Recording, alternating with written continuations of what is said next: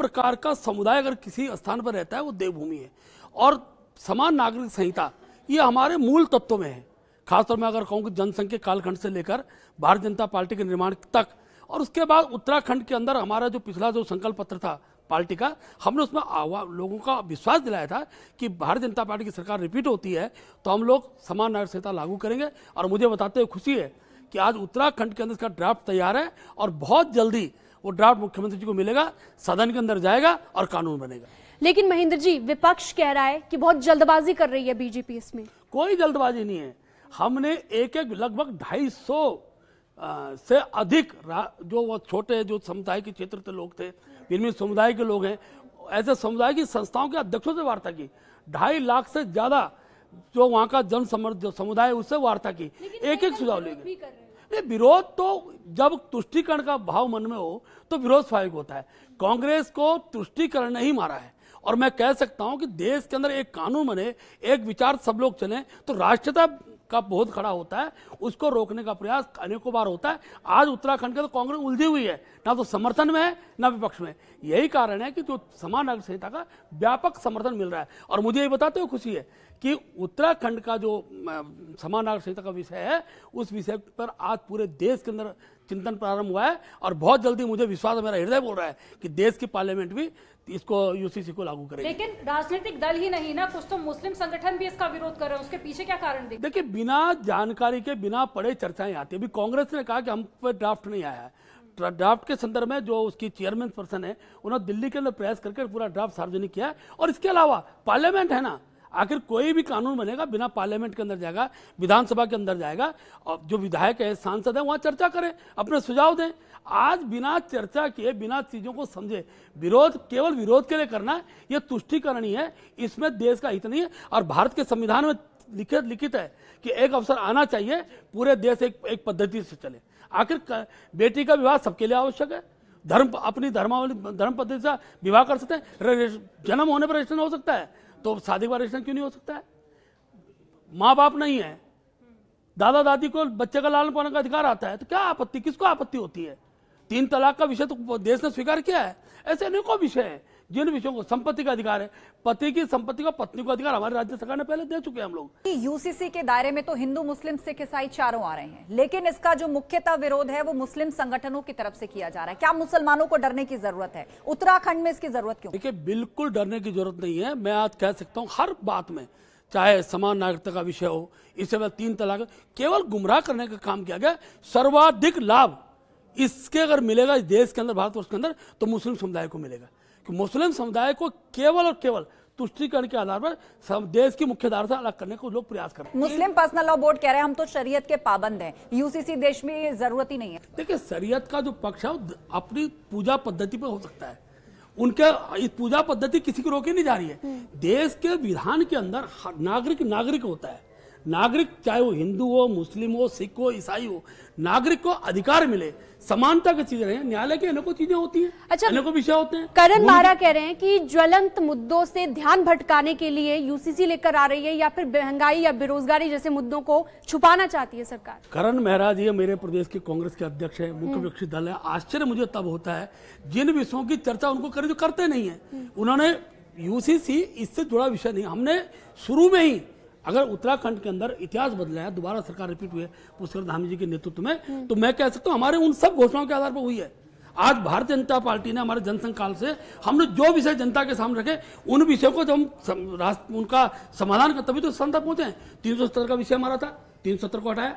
राम जन्मभूमि के भव्य मंदिर आज बन रहा है, ये विषय हमारे थे। समान हमारा विषय। हम जनता के पास हमने जिन जिन वादों को किया, उन वादों को अगर हम धरातल पर उतार रहे हैं तो ये जनादेश हमारे पक्ष में है। तो क्या उत्तराखंड में ये एक प्रयोग साबित होगा?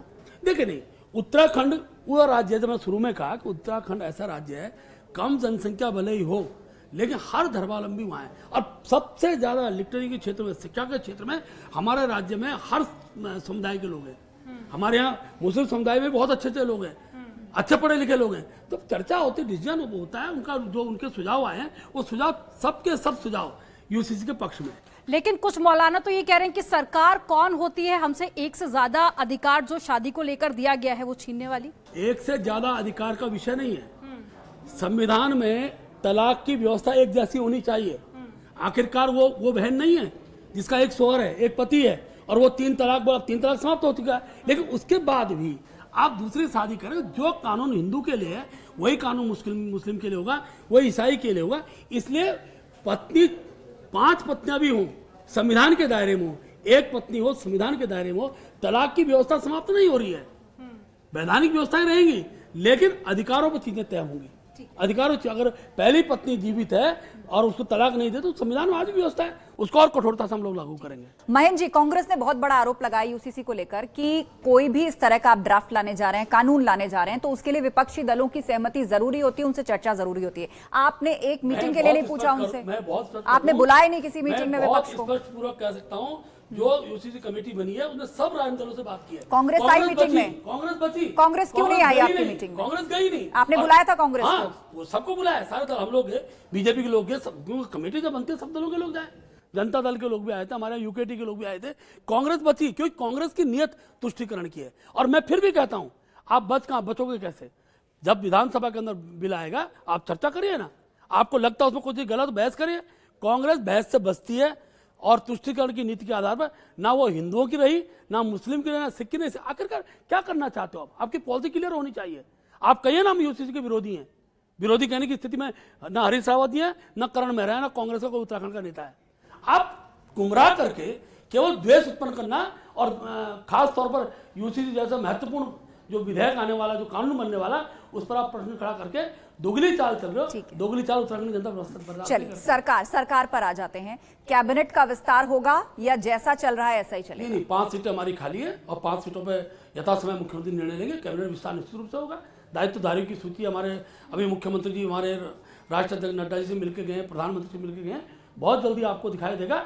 अच्छे योग्यतम कार्यकर्ता, जिसकी जहां उपयोगिता है उस कार्यकर्ता को वहां रखेंगे। और 2024 हमारे लक्ष्य में है, हम हैट्रिक बनाने जा रहे हैं, 5 लोकसभा भारतीय जनता पार्टी जीतेगी उत्तराखंड। महेंद्र जी, हाल ही में आपने कहा कि कांग्रेस के कई नेता हमारे संपर्क में है, कितनी सच्चाई है? सच्चाई है, बड़ी संख्या में आए।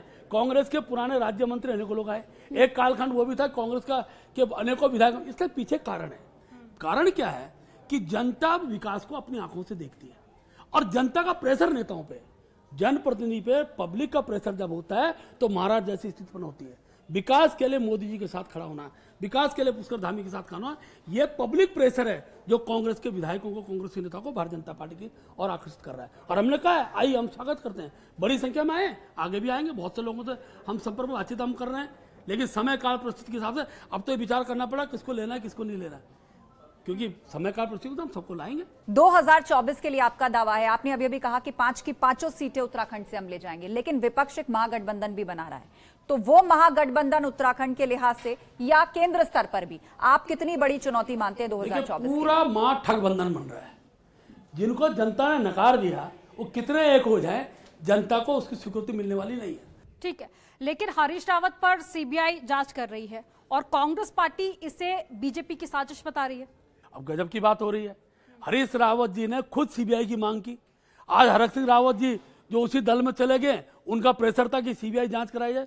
आखिर देवभूमि के अंदर विधायक कोई खरीद फरोख्त, ये भी अभिशाप है। लेकिन ये आरोप पहली बार नहीं लगे हैं ना। अगर हम दिल्ली की बात कर ले, आम आदमी पार्टी से लेकर जो तमाम विपक्षी दल हैं, वो इस तरह के आरोप लगाते रहे बीजेपी पर। मैं फिर बता रहा हूं, जिस दल को अपने विधायकों को संभालने का नैतिक बल ही न हो, बिना विचारों के लोग हों, वो फिर इस तरह की बातें करेंगे ही। हम किसी को न तोड़ रहे न तोड़ लाते हैं।